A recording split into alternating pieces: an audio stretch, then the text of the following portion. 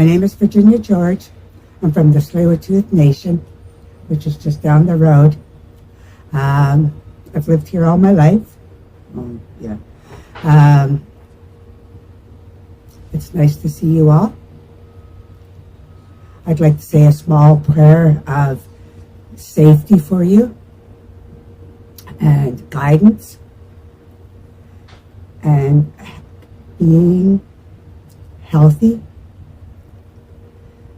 and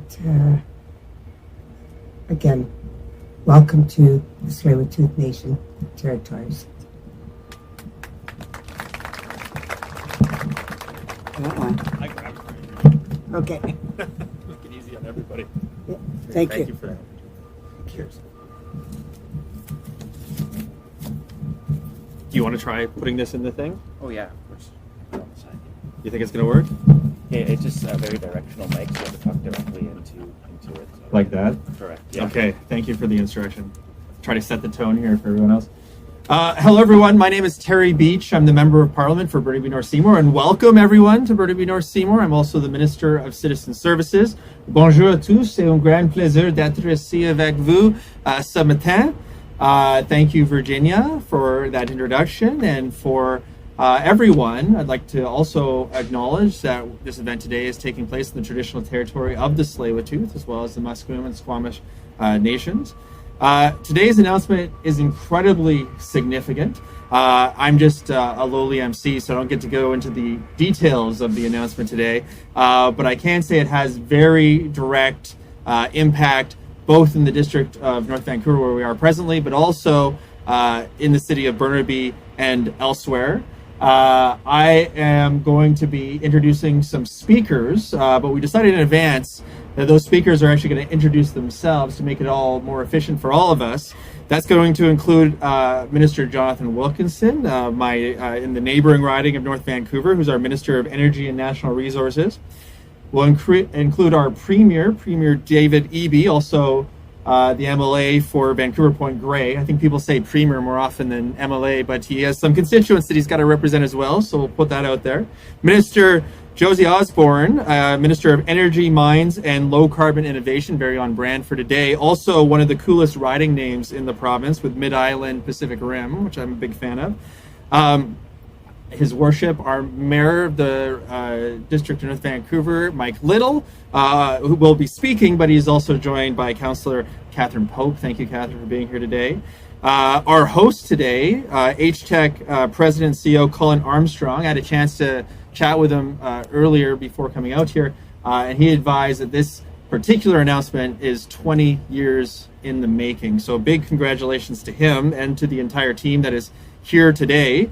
And last but not least, from the Canadian Infrastructure Bank, the Chief Investment Officer, John Casola. And I introduced him last on purpose because while I'm not allowed to get into the details of today's announcement, he has had a very busy week on behalf of the Canadian Infrastructure Bank. In fact, there was two very recent announcements that are significant for British Columbia. The first is an announcement with regards to the purchase of 4 zero-emission ferries and related charging infrastructure.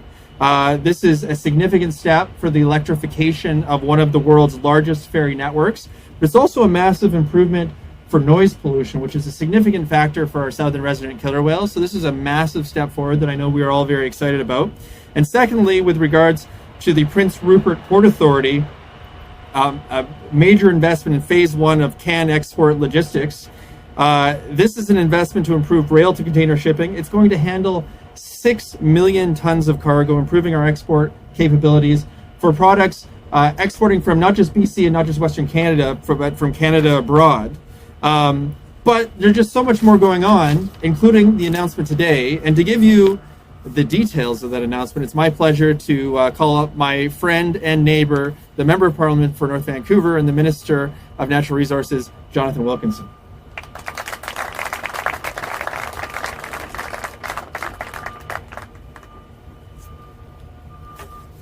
Bonjour tout le monde. I am always happy to be back at home in North Vancouver and happy to be at an event like this. I used to be a long time ago a CEO in the hydrogen space in the Lower Mainland, and I was saying to Chris Sacre, who has been long associated with HTEC, that it was probably 20 years ago that the company I ran and HTech actually did a very early pilot here, here on the North Shore. So it is kind of full circle a little bit. We talk a lot these days about climate change for obvious reasons. Climate change is altering our natural world in a myriad of harmful ways. We saw this across Canada last year when we experienced the worst forest fire season on record, a season that we are at risk of repeating in 2024. Last year's wildfire season was instructive. It shows us what the future will look like if we fail to tackle climate change, a future we must work to avoid. At the same time, climate change is also rapidly changing and transforming the global economy and global finance in ways that are creating enormous economic opportunities for those who approach the transition to a low-carbon future in a thoughtful, determined, and focused manner. For Canada to seize the extraordinary economic opportunities that can be enabled through the transition to a net zero economy, we must first accept the scientific reality of climate change, and then ensure that this informs and shapes Canada's economic strategy. Nous devons accepter la réalité du changement climatique et nous adapter à cette réalité sur le plan économique. The strategy this federal government has developed is in large measure focused on seizing key economic opportunities in new and accelerating sectors such as critical minerals and critical minerals processing, battery manufacturing, biofuels. It's things like the world's first net zero petrochemical facility that Dow recently announced in the context of a $12 billion investment in Alberta. It is nuclear technology, it is carbon capture and negative emissions technologies, and of course it is hydrogen production, utilization, and export. This federal government has committed approximately $200 billion since 2016 to fight climate change and to grow a clean economy. And this plan is working. In just the last 3 years, more than $40 billion has been invested in almost 100 clean growth projects across this country. Nous voyons du progrès économique sur ce front d'un océan à l'autre. Certainly one key area in which the Government of Canada, several provincial governments, and numerous players in industry are focused is hydrogen. Folks will know the federal government released a hydrogen strategy for Canada in 2020 and just recently released the Hydrogen Progress Report, which describes progress made over the last 3.5 years, underlining that there are now approximately 80 low-carbon hydrogen production projects that have been announced in Canada, representing over $100 billion in potential investment. These includes projects like the Air Products facility in Edmonton. Au Québec, Test Canada construit un projet d'hydrogène propre de 4 milliards de dollars. And in Atlantic Canada, companies including Everwind and World Energy Hydrogen are making enormous progress in developing production facilities to export clean Canadian hydrogen to Germany. In terms of utilization, 7 pilot projects are underway across the country, demonstrating how hydrogen can help fuel our trucks, buses, trains, decarbonize our industries, and help heat homes and businesses. This progress has been enabled by many different measures, including investments in earlier stage technology work through a range of program tools, utilizing the Strategic Innovation Fund to invest in major hydrogen projects, the Clean Hydrogen Investment Tax Credit, which will cover up to 40% of the capital costs of the cleanest hydrogen production projects, élaborer des codes et des normes ainsi que des certifications internationales pour permettre le commerce international, and through the work being done by the Canada Infrastructure Bank. L'annonce aujourd'hui représente une nouvelle étape prometteuse dans le secteur de l'hydrogène. I am pleased to announce today that through a $337 million loan, the Canada Infrastructure Bank will be supporting HTech, a homegrown BC-based company, as they expand commercial hydrogen fueling operations in British Columbia and in Alberta. The investment will contribute to the implementation of HTech's full-service sustainable fuel supply chain in these provinces and will enable HTech to build an interprovincial network of up to 20 hydrogen fueling stations. I'm quite excited about that because I actually drive a hydrogen car and I fuel up at the HTech station. So this work will contribute to reducing emissions in the commercial trucking sector at a critical time when the transportation industry is the second highest emitting sector in Canada. The Government of Canada has played an important role in HTech's work to date, from Pacific Economic Development Canada's business scale-up funding to Natural Resources Canada's zero-emission vehicle infrastructure program, In fact, my department, NRCan, has provided almost $30 million in funding to HTEC since 2021. As I said earlier, having a comprehensive plan to address climate change and to seize the economic opportunities that will be enabled through the transition to a low-carbon economy is critically important environmentally, but also economically. And I would just say with some concern, as someone who entered politics to address the climate crisis, the importance of having such a plan is not yet shared by all leaders at the federal level. Mr. Poilievre, in particular, is fond of using the tagline, technology, not taxes, as a description of a plan. But that is a tagline. It is not a strategy. It is not a plan.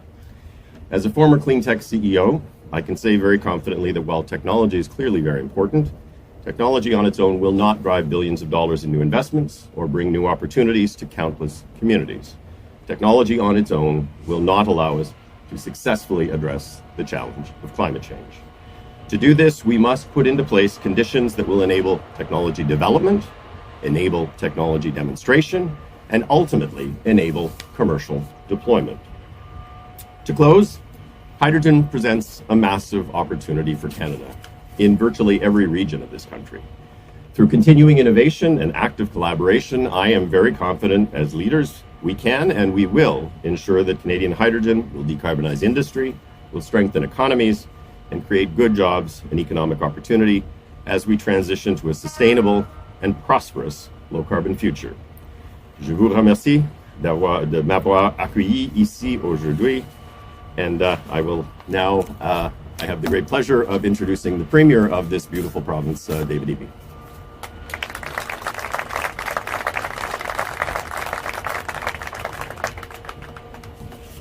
Thank you, Minister Wilkinson. Great to see everybody here today. Thank you for the welcome to the territory. I really appreciate it. And thank you for the exhaustive safety briefing. Just to extend it, if you see any self-inflicted political injury up here today, members of the media, please report to our communications team. They're just over here before broadcast. Hopefully we can avoid that and maintain our safety record. I agree 100% with Mr. Wilkinson. What an exciting day.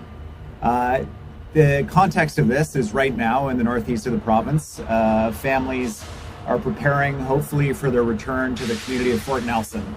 The whole city almost burned down as a result of drought, forest fire. We are on the verge of seeing another record forest fire season, which would make, in the last 4 years, 3 of the worst forest fire seasons this province has ever seen. The need to address climate change is very obvious in British Columbia because we are on the front lines of climate impacts. The smoky summers that we've seen for years here are starting to show up in Ontario and Quebec, in New York, in ways that they haven't seen before. It was here first. We are the early warning system for what will happen if we don't address climate change. And it's not just about asking people to make sacrifices or to give things up. In fact, in British Columbia, addressing climate change means additional economic opportunity. We are ideally suited for the clean economy of the future that we see the European Union, the United States, the Asia Pacific region moving to. Everybody is moving in this direction. And with our clean electricity here in British Columbia that is low cost, we produce the lowest emissions aluminum, for example, in the entire world. And here in the Lower Mainland, we are the Silicon Valley of hydrogen firms. More than half of Canada's hydrogen companies are located right here. Almost half of all employees that work in hydrogen are located here. The research that underlies hydrogen fuel cells pioneered at Ballard, right here in British Columbia.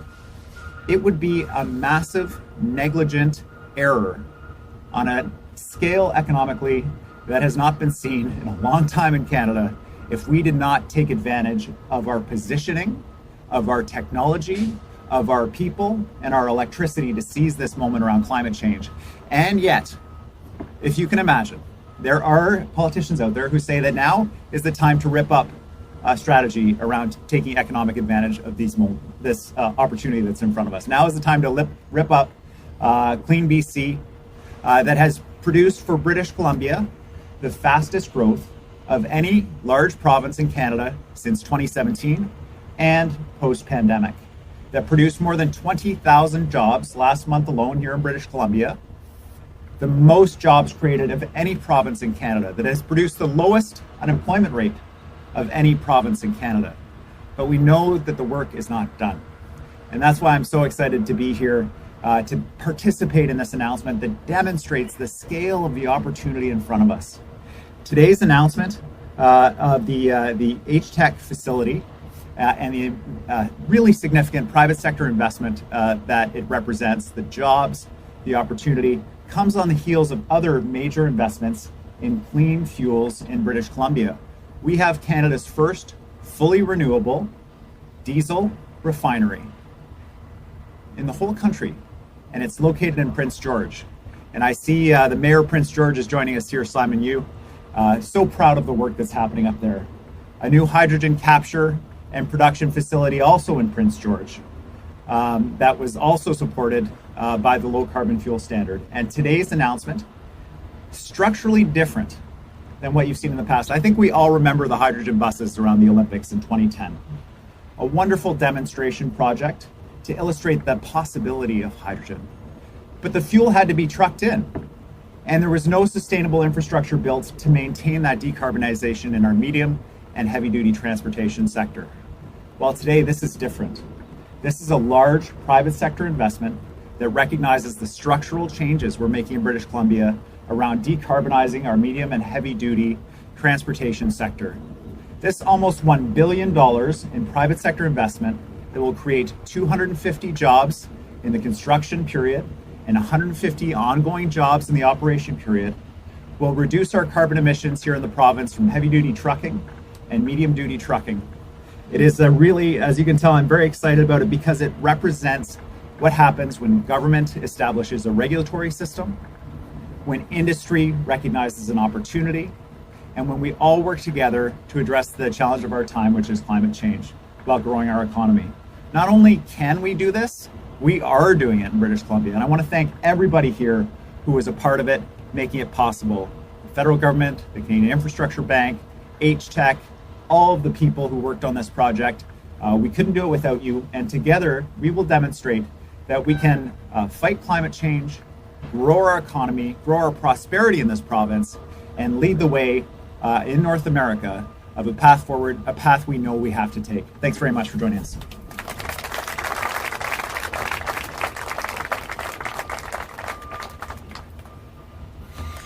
Good morning, everybody. It's fantastic to be here, and I'm Josie Osborne. I'm BC's Minister of Energy, Mines, and Low Carbon Innovation, and that is exactly what we're here to talk about, is low carbon innovation. I want to start off by acknowledging how grateful I am to be here in Tsleil-Waututh territory, and thank you, Virginia, for welcoming us, and thank you to your nation, too, for being a leader in clean energy and the work that you're doing in your community to support people with better choices that lower pollution and create clean energy for the people who live there. How can I top what the Premier's just said? You can see how excited he is because this has been such a long time coming and is such an effective demonstration of how good policy creates great opportunity. And to see this kind of private sector investment as a result of strong climate policy tells us we know that this is possible. I'm absolutely thrilled to be here and celebrate the announcement of HTEC's H2 Gateway project. It really is, as we've heard already, an innovative, it's a one-of-a-kind, first-of-a-kind project that will accelerate the build-out of clean hydrogen production and a big network of refueling stations across the province. This $900 million project will not only create hundreds of great jobs, but it'll ensure that BC remains a world leader in the growing hydrogen economy. Back in 2021, we were the first province in Canada to release a comprehensive hydrogen strategy. We knew that the world was moving to clean fuels like hydrogen, and that being a first mover in this space meant that we could attract investment here to BC and create new opportunities for people. Fortunately, we had the foundational policies in place. BC's low carbon fuel standard that was introduced in 2010, and through this standard, we've entered into 4 agreements with HTEC that are valued at up to $133 million that are supporting the construction of key parts of the H2 gateway. So this includes the refueling stations here in the Lower Mainland, 5 of which are now built and operational. But the gateway also includes a green hydrogen facility in Burnaby that's currently under construction and expected to be complete by the end of this year. And using renewable electricity to make emissions-free hydrogen means we're displacing diesel, we're cutting pollution from heavy-duty transportation, and that is a huge benefit for people and the environment. BC's support is also helping fund HTEC's new facility right here on these grounds in North Vancouver to capture and use byproduct hydrogen. So this is turning waste into a clean fuel, and it's exactly the type of innovation that we need to see more of in order to reduce pollution and build healthier communities. I'm very thankful that our federal partners through the Canada Infrastructure Bank are also stepping up to accelerate the build out of the H2 gateway. Supporting the growth of regional hydrogen hubs across the province is a game changer for BC's hydrogen economy. We know we have a lot more work to do, and that's why last year we set up a new clean energy and major projects office in the BC government to provide dedicated support to projects just like this, to advance projects like HTEC's. This is an office that works across ministries to help clean energy projects navigate regulatory processes, access federal and provincial programs, and move forward with investments like we're seeing today. Right now, there are about 50 proposed hydrogen projects here in BC, and they range from large-scale production facilities to hydrogen fueling stations and heavy-duty trucking pilots. And these projects represent billions in investment. It's the kind of partnership and collaboration that we see today that we're going to continue to see, and together we'll be able to ensure that BC continues to see these significant projects, creating hundreds of jobs for people, benefiting communities, and building a clean economy that we can all be proud of. So thank you so much for having me here today, and it's my pleasure to introduce John Casola from the Canada Infrastructure Bank. And there he is. Come on up, John.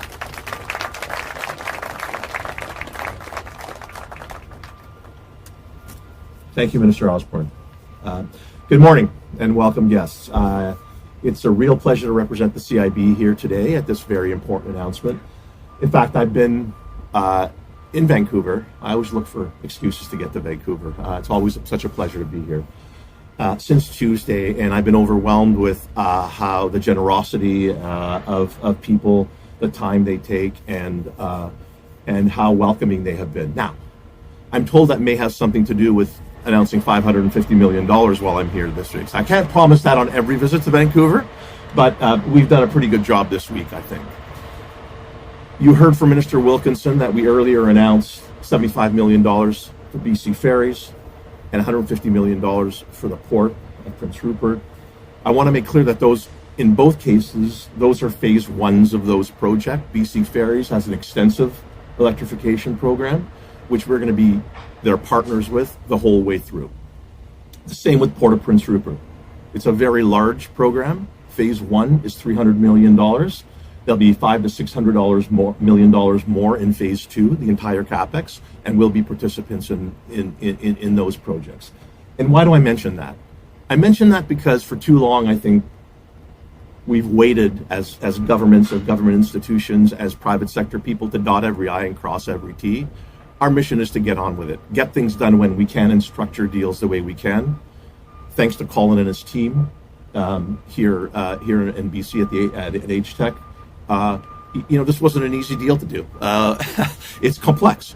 A liquefier facility, 3 electrolyzers, 20 charging stations, outside investment, outside equity investment in this. These are all, it's a very sophisticated deal. And again, a shout out to my team who are here today who helped to pull that together with their experience and expertise, and I think to everybody involved. The last thing I think I'll say before wrapping up, because I don't want to repeat what's already been said, is that the Canada Infrastructure Bank is involved in a whole lot more in BC, and so you're going to hear a whole lot more. We're working very closely with our friends at BC Hydro on the new call for power.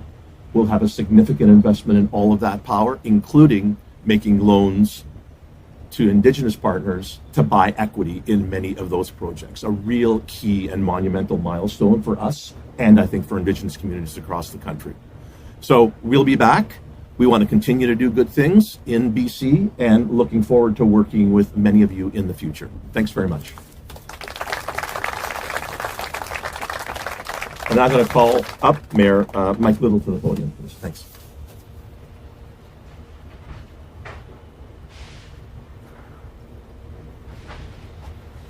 Good morning, and if John always comes with investment dollars, let me be the first to say welcome to the District of North Vancouver. It's an open welcome. You're always welcome back to our community. My name is Mike Little, Mayor of the District of North Vancouver, and it's my pleasure to have you all here today to talk about this incredible advance in innovation and development of hydrogen technology in our community. The District of North Vancouver was an early adopter of hydrogen technologies, and we wanted to be one of the first stops on the hydrogen highway. And we continue to have a hydrogen fueling station here in our community. And so you can, from here, charge up your car, Minister Wilkinson, and you can head all the way up to visit my colleague and friend here from Prince George. You can make it all the way to Prince George, and you can come back again because they have fueling stations up there as well. And so welcome to His Worship, the Mayor of Prince George. Glad we could be connected in this way. The really important thing about hydrogen development for our community, electricity and electrical infrastructure, our community has been an early adopter of electrical vehicles. We have a very high uptake of that, but it shows its limits at some point because the storage medium gets so heavy. And so when you start talking about you could take the hydrogen here and you could fuel 30,000 cars a year with the amount of hydrogen that's being produced out of here. Well, that's good. Even better is when you can scale it up and take some of the heavy vehicle traffic and make it carbon free, or even move into fueling trains and fueling shipments, because hydrogen scales up very efficiently compared to electrical battery infrastructure. And so that's why it's a critical component of all of the non-carbon options that we have available going to us. And I did just want to say, following up on John's comments about investments in infrastructure, it's critically important for us as a province of BC to keep developing our generation and transmission capacity so we can take advantage of innovation opportunities like this. So I absolutely encourage the province and investment bank to be investing in developing that infrastructure here in our community. For us, we're very excited to see this development because hydrogen is going to be right here in the District of North Vancouver through the H-Tech facility. It's going to mean workers with high-tech hub-type jobs in our community, sharing with the neighbors, sharing with the other businesses in this area. It's going to help support a vibrant tech community right here in the District of North Vancouver. And so on behalf of our community, I just wanted to say thank you all for taking an interest in this, supporting this, and making sure that that hydrogen can be a huge part of our future here in our community. So on behalf of the District of North Vancouver, thank you all very much for being here today. And I have the distinct pleasure, last but definitely not least, I have the distinct pleasure of welcoming Colin Armstrong, the President and CEO of H-Tech, to the podium. Colin, welcome.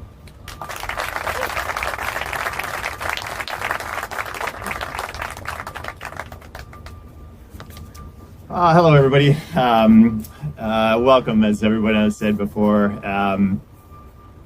Big thank you to our distinguished guests and speakers for taking the time to come here and help us celebrate the pretty big milestone we're going to be talking about today. So, but also, I'm going to do a little bit more. I think we need to thank the leaders and pretty much everyone here for the leadership and really the conviction and the drive to make meaningful change happen, right? We just need it in our society. We need it across all sectors. We're focused on transportation at H-Tech, but there's so many other things that really need to drive forward on the climate change and obviously other issues. We talk about zero emissions, we talk about technologies, we talk about tons of greenhouse gases, but I think we often forget to mention and measure some of the other numbers that we should think about. How about the tons of passion? How about the talents of the people? How about the zero tolerance we can have for complacency and trying to leave the planet better than we found it? So thanks for everyone here. I give you top marks and all those other numbers. This year is H-Tech's 20th anniversary. We had a vision with my founders. Chris Zachary is somewhere in the crowd of Zachary Davy Engineering. Rick Hopp, who was one of the leading independent power, or one of the first Canadian independent power developers. They helped us put together the vision that we thought about 20 years ago today when we looked at those stacks behind us and looked at all that energy and hydrogen that was being vented and could really be used in the transportation sector. So today, incredibly proud to announce what we've captured as the H2 Gateway. It's a vision. It's for everybody to share and participate in the really moving to that clean transportation across the province and actually into Alberta, which I'll talk about in a second. It's been many years of work, but recently working with groups like the CIB, just understanding all the policies, working with Minister Osborne's group, understanding the policies of the BC government. They've been super helpful, just to identify what the opportunities, what the goals are, and allows us to bring like-minded folks together to create a vision like the H2 Gateway. So you've heard about it. It's about hydrogen supply. It's about fueling stations. It's going to be about the demand side. We're going to talk and announce that a little bit later on. But the idea was to have an ecosystem. When we looked around the world, we found that sometimes the visions were a bit scattered, but to have a really solid plan that looked at all aspects was really the way to grow kind of in a crucible. That once we do this, we believe we can take certainly across the country and to the rest of the world. So as HTEC, we're active in Alberta, we're active in Quebec, we're active in the Pacific Northwest in the US. So it'll be exciting. We can't quite drive to Prince George today, but our goal is to connect up there, particularly on the heavy duty side of things. We're going to connect to Alberta. So I do have to thank Alberta, but only on the condition. If we're going to build your first hydrogen station, you better bring the Stanley Cup back to Canada after all these years. So Emission Reductions Alberta is helping us, and is going to be really excited to be able to drive across the country in Calgary and Edmonton region. So yeah, you've heard about all the details. You will see them as they come along. So the number of cars that we could fuel here is amazing. 30,000 light duty, 500 or 600 heavy duty. So this is one supply. We're working on a supply on Vancouver Island, working on a supply of hydrogen, green hydrogen up in Prince George and in the lower mainland here. So it looks like we brought some liquid hydrogen to you guys. So we're going to wrap up pretty quick here, but a couple more things. So my HTEC team in the background here, they've been doing a lot of work, so I really appreciate that. We certainly wouldn't be here without you. In particular, Shannon and Karan, who've done this, worked on this event today, keeping you guys all dry, or at least most of you. And the federal government, through the CIB and NRCan, have been super helpful. It's complicated, but really that vision of a low-carbon future is what gets us going, and we want to lend a lot of our talents to. And I think Minister Osborne, please mention to your teams in the clean fuels and the low carbon fuel, those policies are foundational and really helpful. Takes a lot of understanding, more than just the engineers. We need all parts of the society that help us work through these. So District North Van, super helpful in really working through bringing hydrogen into your neighborhood and the codes and working through the standard. They helped us do the zoning change we need to make this possible. And that's a little bit also in the other districts. The Burnaby's been great. And Nanaimo, Vancouver, Saanich, and Prince George, as we bring it into the neighborhood. And we're going to make sure everybody understands what we're doing and communicate.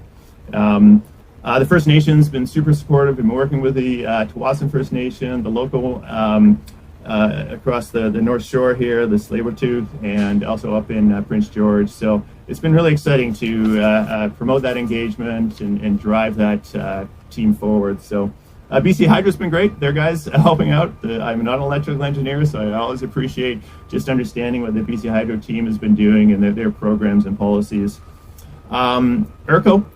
So ERCO, as Ed said, they operate a chemical plant here, so they've put the trust in us to operate beside them safely. They've been doing it for almost as long as I've been around, 50-odd years. And we want to do that for another 50 years, work with them, operate safely, and vent a little less hydrogen for the next 50 years. So thank you, ERCO and Ed, for giving the trust in us. So the other partners we have here, we got 7-Eleven, where we have some of our fueling stations. Similar, they trust us to come to their stations.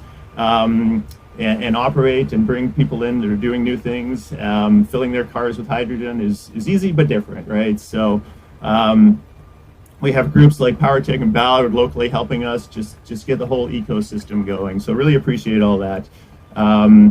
The CIB funding, absolutely. You guys have been great to work with. Just like you said, I think your whole team is about let's get going.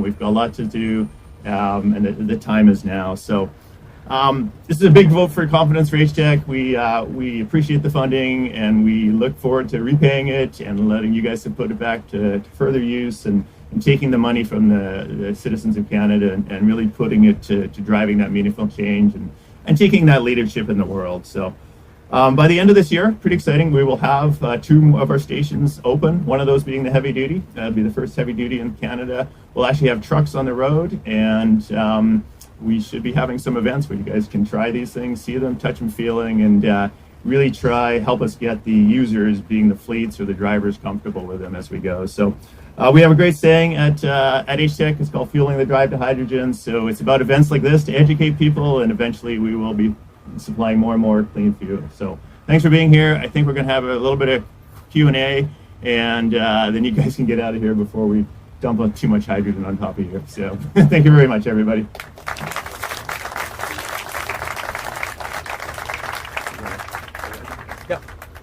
Hi, I'm Ross from the CIB. We have time for questions from the media. So the subject of today to start with, any questions?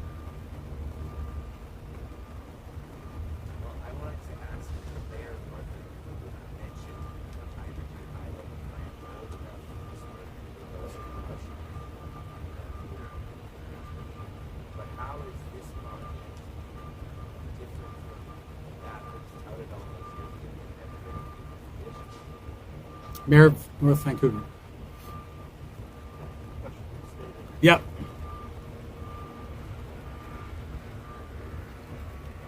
Apologies, I was all the way over there. I didn't hear the question. If you could restate it then. Yes.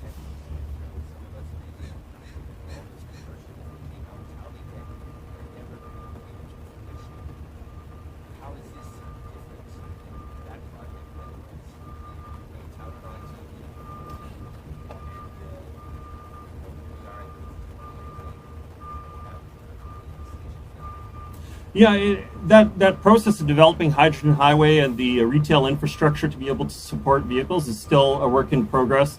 In part, it takes the uptake from manufacturers and the whole development of that, not only the infrastructure, but also just simply the critical mass of customers being able to get cars with hydrogen fuel cell capacity to it. And you're starting to see that in the technology conferences, that all of the major players now have hydrogen as part of their development and their product lineups. Additional piece in it where you're going to have more customers that you can support it. It's going to help us develop that hydrogen highway concept and make sure that people can be mobile. But we do have a station here in North Vancouver, and so if you have a hydrogen vehicle, you can fuel up at a retail station here very easily.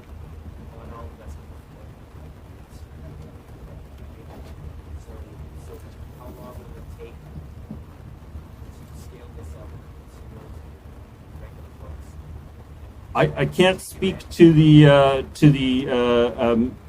car industry and how quickly they're going to be adopting it, but I can say that in the technology conferences this year, it has been a part of every single technology conference in the car sector that I've seen, is the major brands developing their hydrogen fuel cell vehicles and making them available to the public. I don't know, perhaps the Premier can add more comment about province-wide. Thanks very much. There's an important distinction between today's announcement and previous hydrogen announcements. This is a fueling station network targeted at the medium and heavy-duty transportation sectors. HTech has a vision for these fueling stations that's targeted at industry, particularly the transportation industry, and that includes demand side as well. One of the problems we've had in the past is we've either, in the Olympics, we had the buses, but not the fuel, or on the hydrogen highway, there was a proposal for the fuel, but not the vehicles.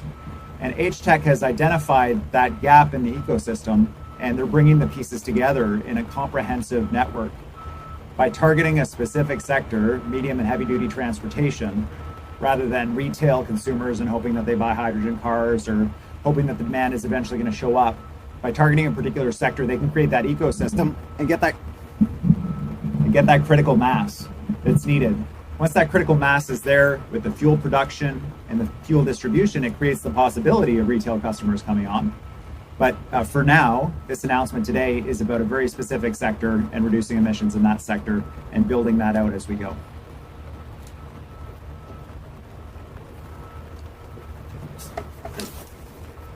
Any other questions? Back there. I have a question for Colin. That's to do with the actual production of hydrogen fuel heavy-duty vehicles. Last time I spoke with somebody from the trucking industry about it, they said it's still years off. And I'm wondering, where are we at now where a fleet could actually start, or a company could start adding these to their fleet? Great question. So, as I mentioned, we will actually have 6 or 7 heavy-duty trucks in Vancouver by the end of this year. So we have been signing up fleet operators to lease these vehicles. So they're coming from 7 different suppliers.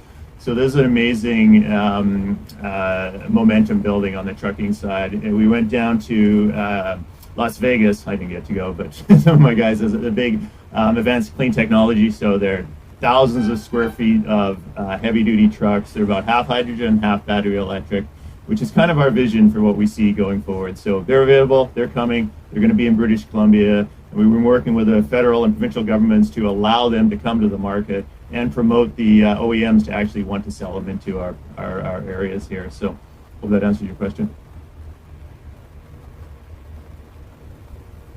Any other questions? Seeing none, thanks very much for coming.